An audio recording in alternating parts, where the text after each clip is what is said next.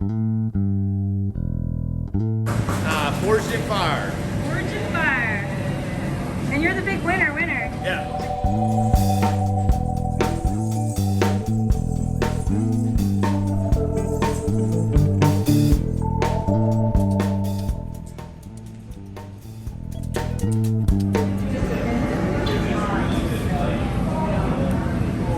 That's nice.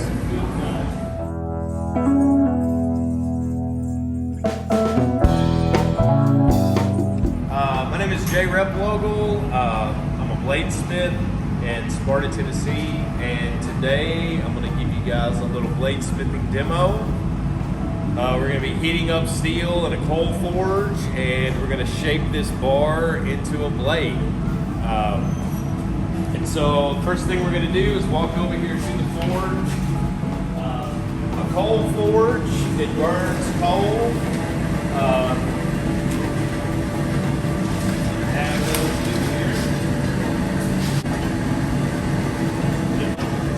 And so the way you operate it is it has a fan that blows air from the bottom. As I increase the air, it increases the temperature. What I'm going to do is I'm going to give it a little bit of air. We're going to kind of let it warm up here, and then we'll go straight into forging this knife. Now, a coal forge can reach temperatures of about 3,000 degrees, which can totally melt steel to a liquid. And so you have to be very kind of cautious when you're working with one of the most ancient metalworking tools around. You know, you have fuel, you have an air source to superheat metal to a malleable state. I'm looking to heat this bar to around 2,000 degrees. And I'm going to come out to the anvil and I'm going to forge the blade from that bar. And the reason that we do this is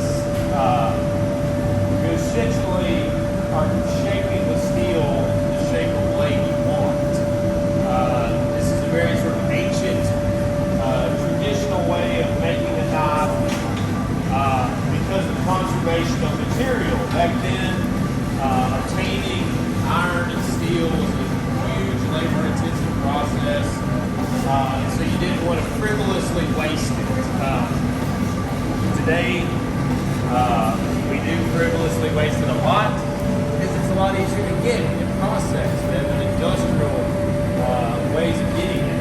And so, but then it was, you know, people cutting down trees and making charcoal and digging, you know, surface mining for ore, and, you know, small families and groups would do this. So what they were able to produce was very limited. So you didn't want to waste it. So we're about to temperature. So I'll cut off the air. And when I take the bar out, I'm going to come straight to the anvil, and I'm going to start forging a tip. Okay? So I'm going to come out, come over here to the anvil, and I'm going to start hammering this.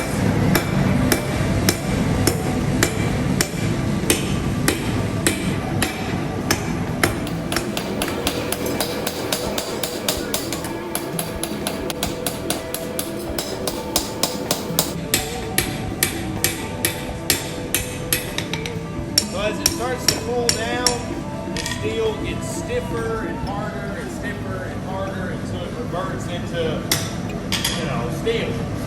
So I have to heat it up again and go again. We'll repeat this heating, hammering process over and over and over until we get the shape that we desire for our knife or blade.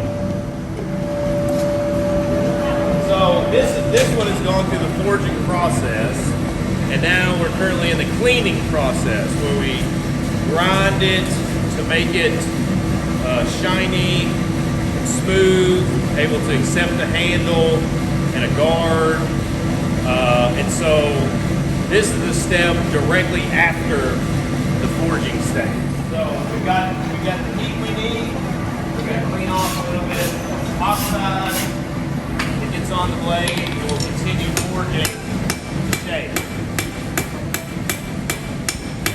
Now, that steel at this temperature essentially works like clay.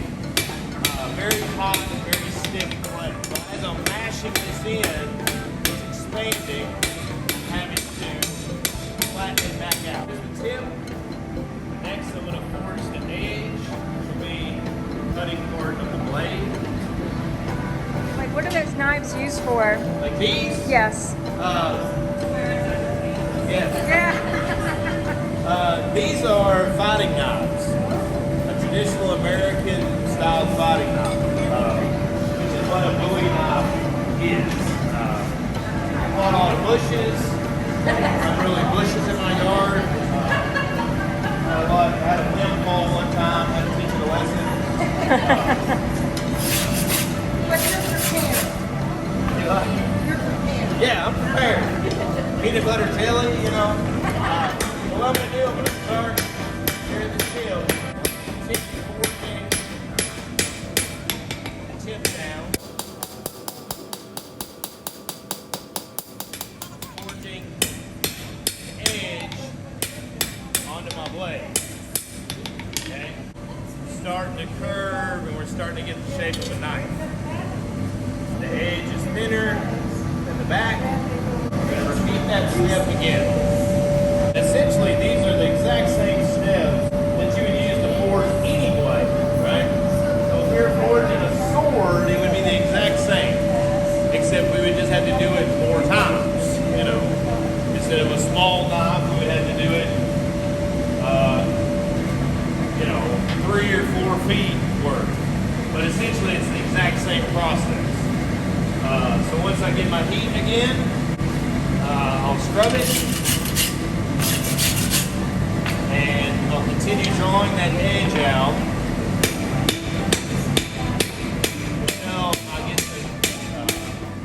until I get the blade as thin as I want.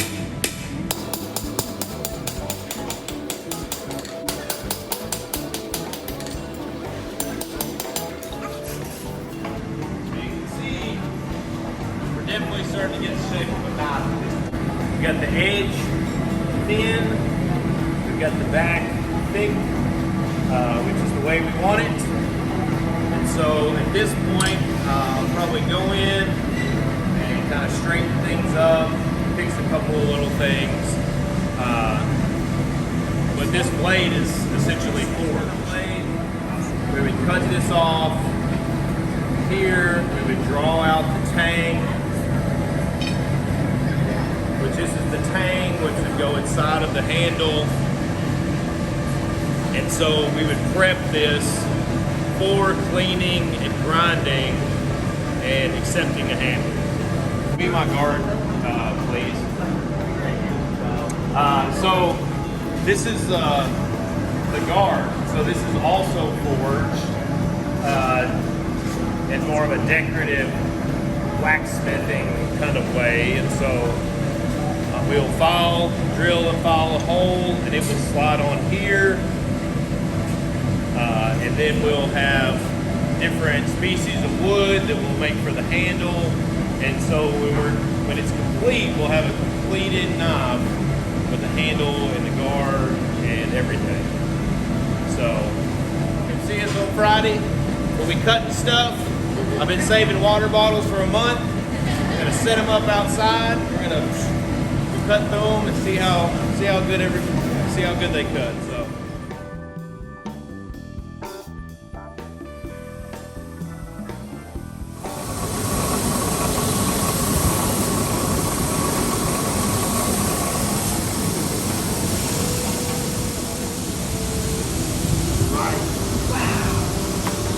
That's beautiful.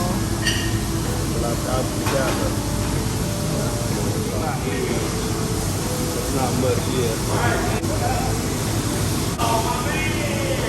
Wow. Protect my hand because it's getting sharp. Not always sharp. Wow. So you have to have a sheath for it then, huh? I will have to build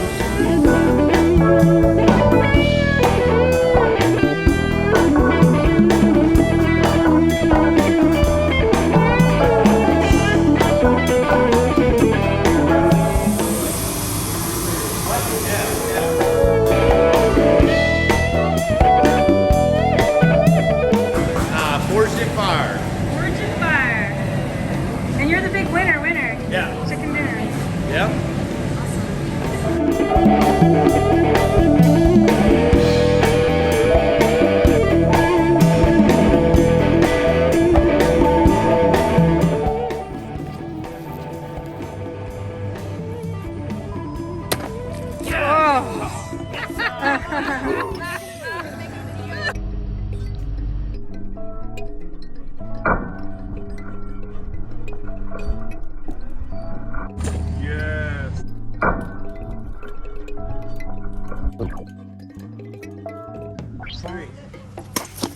Ooh. That was the one.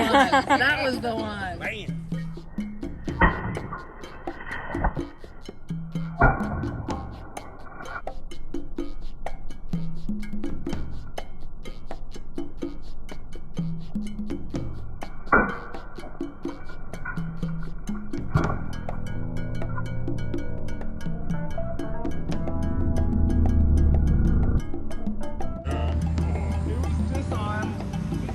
Awesome. 3.